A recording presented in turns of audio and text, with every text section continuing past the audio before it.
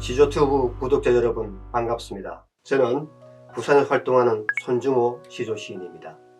시인은 새로움을 찾아 떠나는 여행자란 주제로 시조작법 나는 이렇게 썼다 제1강을 시작하겠습니다. 시인은 낡은 세상, 낡은 사물 속에서 새로운 이미지, 새로운 의미를 발견하는 사람입니다. 국화를 예로 들면 국화는 유교를 국교로 숭상하던 조선시대엔 지조와 절개랑 관습적인 이미지로 굳어 있었습니다. 이런 죽은 이미지를 내 누님같이 생긴 꽃이여라고 노래하여 개성적이고 독창적인 이미지로 의미를 확장시키면서 문학적인 자산을 좀 더 풍요롭게 한 것이죠. 새로움 하면 무엇이 떠오르는가요? 젊음과 늙음 중에서 무엇이 새로움과 가깝게 느껴지나요? 아무래도 젊음이 더 가깝지 않을까요? 그렇다면 젊음은 어떤 속성이 있을까요? 이혜령 선생은 젊음은 물음표와 느낌표 사이에서 매일 죽고 매일 태어난다 했습니다. 물음표와 느낌표 사이란 어떤 것일까요?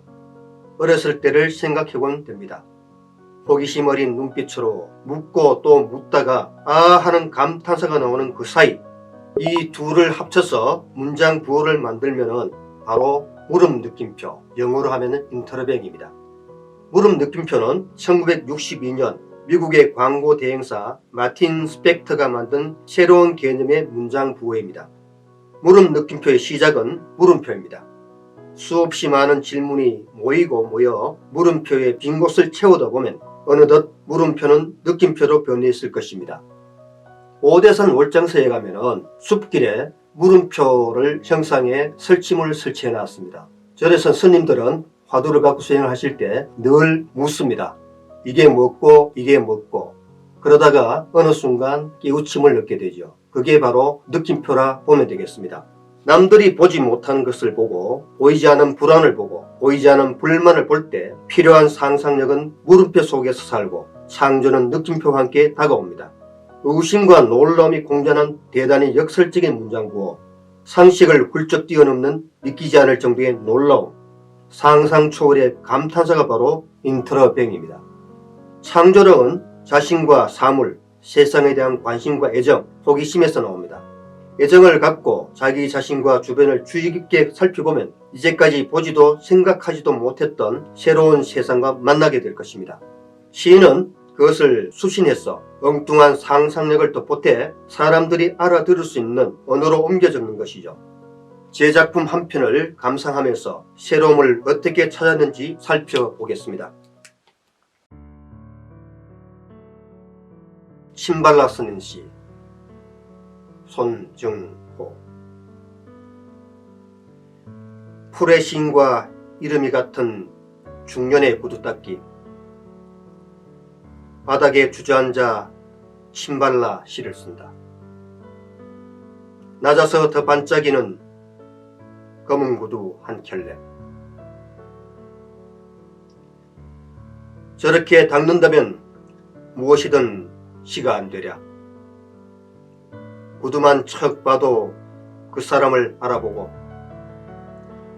낮아서 더 환해지는 그런 시가 그립다.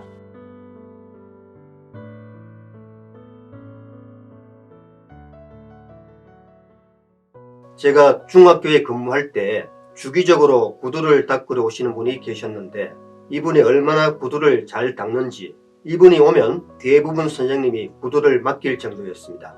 그런 어느 날 제가 그분의 이름을 물어봤더니 영도 출신으로 풀의 시인이라 불리는 박태문 시인과 이름이 같더군요. 그때 뭔가 번쩍하고 떠올라 쓴 작품이 바로 이 신발라 쓰는 시입니다. 제 첫 시조집 신발라 쓰는 시에 서평을 쓴 정혜송 시인은 이렇게 해설을 했습니다. 일찍이 까미도 구두닦기가 구두의 광택을 내기 위해 손 놀리는 동작을 보면서 무한한 희열을 느꼈다고 하지 않았던가. 시의 화자는 구두닦기가 침을 발라가며 열심히 광을 내는 작업을 시를 쓴다고 보았다. 시를 쓰는 행위도 내면에 있는 영혼의 광택을 밖으로 드러내기 위해 정성을 다하여 닦는 작업이 아니겠는가. 그렇습니다. 시작은 시적 대상의 본질을 찾아 반짝이게 하고 영혼의 광택을 밖으로 드러내기 위해 정성을 다하여 닦는 고독한 작업입니다. 박기섭 시인은 잡담시약 8가지 이야기에서 시의 깊이는 자기 성찰의 바탕을 둔 자기 혁신을 전제로 한다. 가장 무서운 독소는 자기 타협이다. 그것이 타성과 안일의 잡풀들을 키우고 자칫 굴종의 씨앗에 빠져들게 한다. 그러나 혁신은 생각처럼 쉬운 것이 아니다. 우선 그 말뜻만 해도 그렇다. 가죽을 나타내는 말에 피역이 있지만 피가 겉가죽이라면 혁은 속가죽이다. 그러니까 혁신의 혁은 겉은 물론이고 속까지 완전한 새로움을 요구한다. 신자를 파자하면 설립자의 나무목 도끼군이 되는데 이는 서 있는 나무 둥치를 도끼로 찍어 넘긴다는 뜻이다. 그럴 때 비로소 온전한 새로움이 삭튼다고 본 것이다. 혁신은 의식의 진정한 성장이요 감각의 분명한 성숙이다라고 이야기했습니다. 허물을 벗지 못하는 뱀은 살 수가 없습니다. 뱀이 어떤 병에 걸리거나 껍질에 손상을 입게 되면 다음 해에 자신의 껍질에 갇혀 질식해서 죽게 되죠. 문학도 뱀과 같습니다. 문학은 시대에 따라 생각을 바꾸고 고정관념을 바꾸어 나가야 합니다. 껍질을 깨고 새로움을 추구해야 합니다. 새롭지 않으면 문학의 생명은 다하게 되는 것이죠. 죽은 문학이 어떻게 독자의 가슴을 울릴 수 있을까요? 표현이 새롭든 내용이 새롭든 소재가 새롭든 이미지가 새롭든 비유가 새롭든 무언가 새로운 것이 있어야 문학으로서의 역할을 할 수 있습니다. 작품을 읽고 하는 탄성이 나도록 하는 것이 문학의 생명입니다. 요즘 아이들은 선생님을 쌤으로 부르고 있습니다. 홍길동 선생님을 홍길동 쌤으로 부르거나 국어쌤, 수학쌤으로 부르는 거죠. 대담한 아이들은 아예 성도 빼버리고 길동쌤이라고 친구처럼 막 부릅니다. 물론 아이들 나름대로 선생님을 친근하게 대하고자 하는 뜻이 숨겨져 있어서 부정적인 의미로 부른 것은 아니지만 버릇이 없어 보이는 건 사실입니다. 전통적인 스승에 대한 호칭과는 거리가 멀어도 아주 먼 호칭이 되고 말았습니다. 이러한 세태를 바탕으로 쓴 제 작품 쌤을 감상하며 새로움을 어떻게 찾았는지 살펴보겠습니다. 쌤, 손중호. 선생님 줄임말로 아이들은 쌤이란다. 남도 억양으로 쌤이라고도 하는데 버릇은 없어 보여도 쌤이란 말 참 좋다.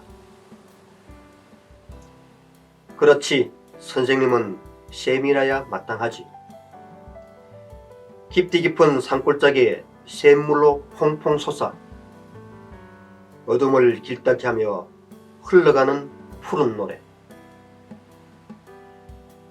눈 비비고 찾아온 어린 짐승 목축이고 메마른 봄들판을 푸릇푸릇 적시는 선생도 샘 같은 선생이 아이들 가슴 살리지.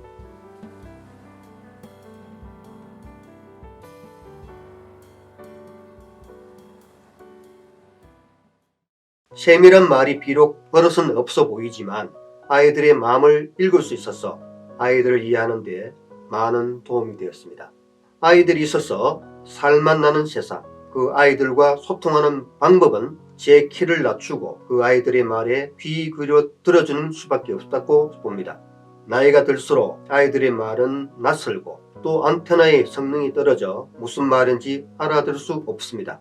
하지만 샘 같은 선생이 되기 위해서 안테나의 방향은 늘 아이들에게 둘 수밖에 없었습니다. 아이들이 바로 제 시의 바탕이 되기 때문입니다. 저는 제 시가 눈 비비고 찾아온 어린 짐승들의 목을 축여주고 메마른 봄 들판을 푸릇푸릇 적셔주는 샘물과 같은 시가 되었으면 합니다. 그리하여 어둠을 길닦게 하며 흘러가는 푸른 노래가 되기를 꿈꿉니다. 긴 시간 동안 들어줘서 감사합니다.